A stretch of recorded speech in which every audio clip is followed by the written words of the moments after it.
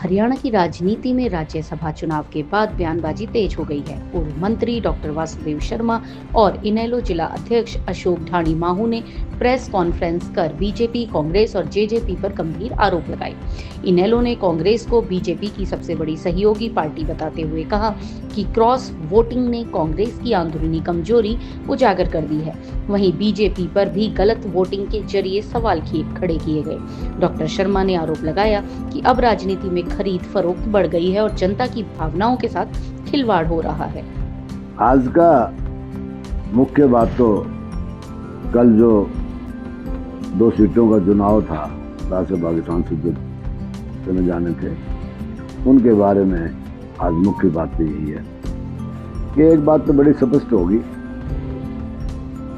कि ये बार बार जो आरोप प्रत्यारोप कर रहे थे कि कौन सी पार्टी बीजेपी की बी टीम है और कौन सी ए है, अब तो ये स्पष्ट हो गया कि कांग्रेस पार्टी बीजेपी को चला रही है। बीजेपी की अगर सबसे मुख्य सहयोगी पार्टी है तो मैं समझता हूँ कांग्रेस पार्टी है, उसके विपक्ष के नेता चौधरी भूपेंद्र सिंह हुड्डा है। और हमारे तो वैसे भी ए है, ए के साथ किसी को जुड़ना तो अलग बात है। अबे का तो नाम भी पहले ऐसे ही चालू होता है, और बी जो है वो भी जग जाहिर है कौन सी पार्टी बी है। और इस चुनाव ने ये दर्शा दिया जनता के बीच में कि कांग्रेस पार्टी किस कदर बिकी खड़ी है। भारतीय जनता पार्टी के दबाव में काम कर रही है, उनके प्रेशर में काम कर रही है। ये तो आपने देख लिया, 7 विधायकों का क्रॉस वोटिंग करना बहुत बड़ी बात है। इसका मायने तो ये है कांग्रेस पार्टी नाम की कोई हरियाणा में कोई डिस्ट्रिक्ट नाम की तो कोई चीज़ है ही नहीं। और बार बार दोहराते रहे हैं कि भाई हमारी इंडियन नेशनल लोकदल पार्टी को बदनाम करने का प्रयास करते रहे हैं कि बीजेपी की बी पार्टी है, जबकि अब जनता के बीच में सब कुछ साफ आ गया है। हमारी पार्टी का ये फैसला पहले से हो चुका था। हमारी party Indian National Lokdal party प्रजातांत्रिक पार्टी प्रजातंत्र में विश्वास करती है। हमारी सबकी मीटिंग हुई भाई अभय सिंह चौटाला की अध्यक्षता में, सबसे विचार विमर्श करके ये फैसला लिया गया था कि ना तो हम कांग्रेस पार्टी को वोट देंगे, ना हम भारतीय जनता पार्टी के पक्षधर उम्मीदवार को वोट देंगे। हमारा तो क्लियर था, कांग्रेस का पता करना था, वो पता लग ही गया कि आज किस स्थिति से गुजर रही है। हमारा 23 मार्च को जो नरवाना में युवा सम्मेलन है, उसके लिए सभी भाई हम तैयारी करे बैठे, और हम समझते हैं कि इस चुनाव ने लोगों की आंखें खोल दी, लोगों को बता दिया कि अगर प्रदेश में कोई इंडिपेंडेंट विचारधारा की पार्टी तो देवलाल के विचारों की पार्टी है, वो इंडियन नेशनल लोकदल पार्टी। इस तरह से देख रहे हैं लगातार काफ़ी बहसाबाजी भी देखने को मिली कि जिस तरह से कांग्रेस के विधायकों को लेकर जाया जाए, होटल में कराया जाए, उसके बावजूद इस तरह की परिस्थितियां देखने को मिली है। अगर एक वोट और अगर बीजेपी के पक्ष में था तो शायद कांग्रेस आज राज्यसभा का उम्मीदवार नहीं था। किस तरह से देख रहे थे? मैंने तो कल अपने भाषण में भी कहा था, जब हमारे लोहान साहब आए थे उसमें भी कहा था कि बड़ी शर्म की बात है कि विधायकों को उठा के दूसरे प्रदेश में ले जाना और उनके मोबाइल तक छीन लेना, इसका मायने क्या हो गया? इसका मायने तो कांग्रेस पार्टी तो बिल्कुल ही इस सतर तक पहुंच गई कि उसे अपने विधायकों पे विश्वास नहीं। इतना कुछ करते हुए भी क्रॉस वोटिंग का मायने बहुत बड़ी बात है ये, और मैं समझता हूँ आने वाले समय में कांग्रेस पार्टी का नामो निशान मिट जाएगा। ऐसे में बीजेपी के द्वारा भी आरोप लगाए जा रहे थे कि इनेलो पार्टी का देखना रहेगा कि क्या स्टैंड रहेगा, इनेलो क्या स्टैंड करती है, पता लग जाएगा बी टीम के रूप में किस तरह से खड़ी होती है, क्या करती है। अब आप किस तरह से देख रहे हैं जेजेपी जो प्रत्यारोप बार बार लगा रही थी इनेलो के ऊपर? जेजेपी का कोई एजेंडा नहीं है। जेजेपी भी वही भाषा बोल रही है, भारतीय जनता पार्टी का तोता है जेजेपी, जो उसके मुख में जो शब्द डाल देंगे वही बोल रही है, और उसके बारे में चर्चा करने की जरूरत नहीं। ना उनके पास कोई विधायक है, और एक भी विधायक ऐसा नहीं रहा है जो अपनी जमानत तक बचा चुका है, तो उसका चर्चा करने बेवजह है, बेमायने है। मुख्यमंत्री ने कहा कि इनेलो जो कांग्रेस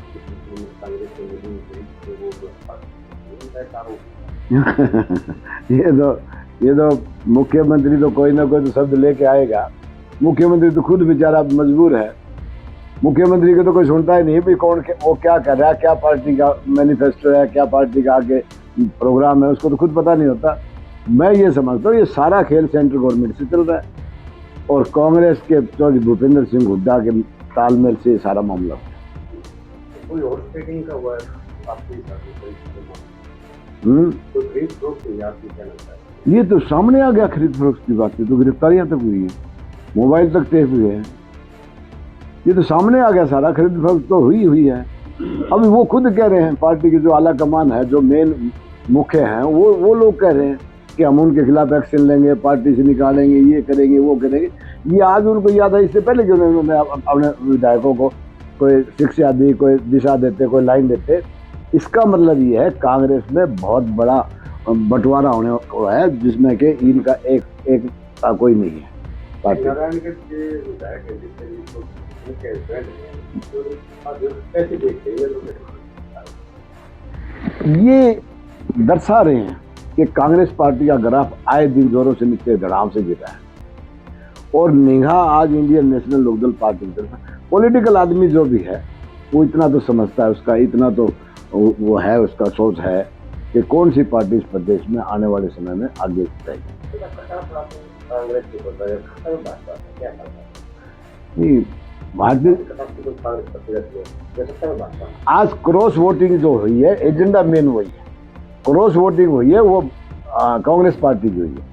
तो कांग्रेस पार्टी के बारे में चर्चा होगी और भारतीय जनता पार्टी का तो अपना एक इसको लाभ होना होता है। सेकंड कैंडिडेट ने का सपोर्ट किया था, तो क्रॉस वोटिंग करवाने में तो ज्यादा बोलता हूँ। फिर उन्होंने बैटिंग तो उन्होंने किया, तो बीजेपी का तो एजेंडा था, नहीं तो इंडिपेंडेंट समर्थ जो तीसरा उम्मीदवार जो राष्ट्रपति के साथ नामित थे वो तो समर्थित थे ना, भारतीय जनता पार्टी के समर्थित कैंडिडेट थे।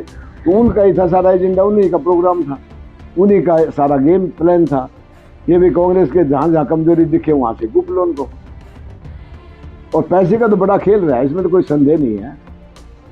जब लोकसभा के चुनाव होते हैं, क्रॉस वोटिंग का मुद्दा भी होता है और प्रत्यारों की चलते हैं, ऐसी स्थिति में लगाम को लगेगी। मैं ये सोचता हूँ कि ये जो खरीद फरोख्त की बात है, चाहे क्रॉस वोटिंग की बात है, ये इसकी जननी जो है ना वो भी कांग्रेस पार्टी। आज जो उसको खुद को ये भुगतना पड़ रहा है, मैं ही समझता हूँ कि कांग्रेस पार्टी के सिखाए हुए रास्ते हैं जो कि आज ये खुद उसके शिकार हो रही है। देख रहे हैं लगातार अनेक राज्यों में इस तरह से देखा गया कि बीजेपी लगातार चुनाव से पहले अक्सर महिलाओं के खाते में पैसे देने का काम करती है, चाहे यूपी की बात हो, चाहे असम की बात हो, या अब चाहे राज्यसभा की बात हो। किस तरह से देख रहे हैं राजनीति में इस तरह की चीजें होना? प्रजातंत्र में जो सीमाएं होती हैं, जो मर्यादाएं होती हैं, भारतीय जनता पार्टी ने सारी लांघा। आपने खुद देखा कि चंडीगढ़ में जो चुनाव हुआ था वो तो खुद सुप्रीम कोर्ट में चीफ जस्टिस ने बुलवा के देखे सारा वीडियो। मेयर का जो चुनाव था, तो ये तो सारा अब तो कोई बेशर्मी की धमावली, अब तो कोई वो ही नहीं रहा कि कोई किसी प्रकार की नैतिकता की बात हो, किसी प्रकार की मर्यादा की बात हो। भारतीय जनता पार्टी ने सारी मर्यादाएं ताक पे रख के सिर्फ एक कुर्सी का जो मोह है, कुर्सी का छीनने के फिराक में रहती है और जनता से कोई लेना देना नहीं। जनता ने जिन लोगों को विश्वास करके पार्टी का विधायक बना के देते हैं, वो क्रॉस वोटिंग करते हैं, तो इन्हें लोग क्या नहीं चाहिए जिन लोगों के नाम सार्वजनिक हो, जनता क्या थे वो पता चले, जिन लोगों ने पार्टी की धारा के खिलाफ किया या उनके मत के खिलाफ किया। ये सिस्टम ऊपर से नीचे से लेकर ऊपर तक चला गया। आपने देखा पहले म्यूनसिपल जो कमेटी के मेंबर थे यहाँ से स्टार्ट हुआ, फिर जिला परिषद से हुआ, अब विधायक तक पहुँच गया, आगे एमपी तक भी पहुँचेगा। ये जो सिस्टम है ये तो अब हमें बताने की जरूरत नहीं है, कांग्रेस पार्टी खुद क्लियर कर देगी, डिक्लेयर कर देगी ये आदमी हमारे ब्लैक लिस्ट में थे, ब्लैक लिस्ट में रहे हैं। तो जनता तो आने वाले टाइम में मैं ये समझता हूँ उनको जरूर सबक सिखाएगी।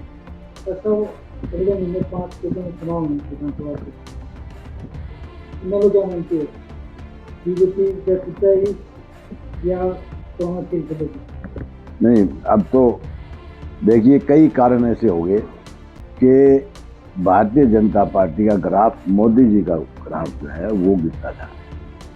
उन्होंने जितने उनके पास हथियार थे, जितने उनके पास काम थे, वो सारे लगा चुके। चाहे वो हिंदू मुस्लिम की बात करके थे, चाहे वो राम मंदिर की बात करते थे। अब जो नया सगुफा जो यूजीसी का छेड़ा है, जितने भी वो कर सकते थे वो सारे कर चुके। अब तो मैं ये समझता हूँ भारतीय जनता पार्टी का ग्राफ आए दिन गिरता जाएगा और 5 प्रदेश में जो चुनाव होने के जा रहे हैं उससे शायद दिखा देगी जनता को हम कहाँ खड़े हैं, भारतीय जनता पार्टी कहाँ खड़ी है।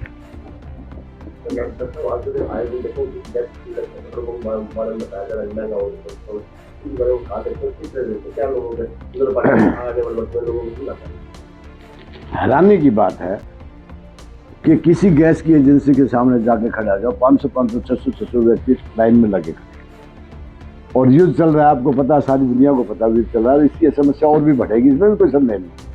लेकिन सरकार की बयानबाजी देखो, कोई किल्लत नहीं है।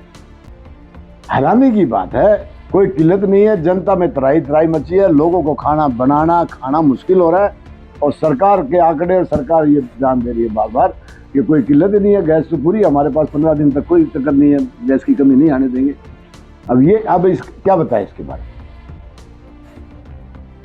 देखो, बात संतोष 23 तारीख को इनेलो के द्वारा शहीदों के सम्मान में कार्यक्रम आयोजित नजवाना में किया जा रहा है। उसी को देखते हुए जेजेपी ने भी एक कार्यक्रम रख दिया। 23 तारीख को रक्तदान कैंप का आयोजन करवाया जा रहा है, जिसमें शहीदों के सम्मान में सेम एजेंडे पर कर रहे थे। उसे देख रहे हैं। जेजेपी का कोई प्रोग्राम नहीं है। जेजेपी तो प्रो बीजेपी है। बीजेपी के ऊपर से जो मिलते हैं, ऑर्डर मिलते हैं, वही काम करते हैं। उसके कोई मतलब, अब जो पिछले दिनों इन्होंने जो किया था वो सारा पैसे के मुद्दे पे था। भीड़ कहाँ थी? ये तो सारे किराए से लोग लेके आए हुए थे। कोई मतलब किसी प्रकार का जोश, किसी प्रकार का उनके अंदर अपनेपन की बात नहीं थी। उन्होंने तो अपनी अस्तित्व की लड़ाई लड़ रहे हैं। तो फिर ये आरोप भी लगाते हैं कि जेजेपी के प्रोग्राम को देखते हुए इनेलो प्रोग्राम रखती है और सेम प्रोग्राम कमाल है जी। मेरे ख्याल में तो मुझे तो ऐसा कोई नजर आई नहीं बात, जो कि ये तो मान सकते हैं कि जेजेपी जब हमारी इनेलो का जो प्रोग्राम होता है तो ऊपर से आदेश मिलते हैं कि किसी तरह से इनको रोको, किसी तरह से इनमें डेंट डालो। ये प्रयास जेजेपी करते, लेकिन जनता समझ चुकी है। तो ये एक बार जैसे हम जब बच्चे थे ना, तो बारिश के दिनों में नीम के नीचे निमोड़ी जामा करते, छोटे छोटे पेड़ जामाते, तो उनको चिकड़ा लेते, तो एक आधे की मिट्टी हट जाती है तो उसको फेंक देते, भाई यो कौन जामा है, इसकी जड़ दिखी राम। तो जेजेपी की तो जनता ने जड़ देख ली, अब तो कोई मतलब नहीं, मायने नहीं है। अब तो पैसे के दम पे कुछ भी करते रहे, कुछ बोलते रहे।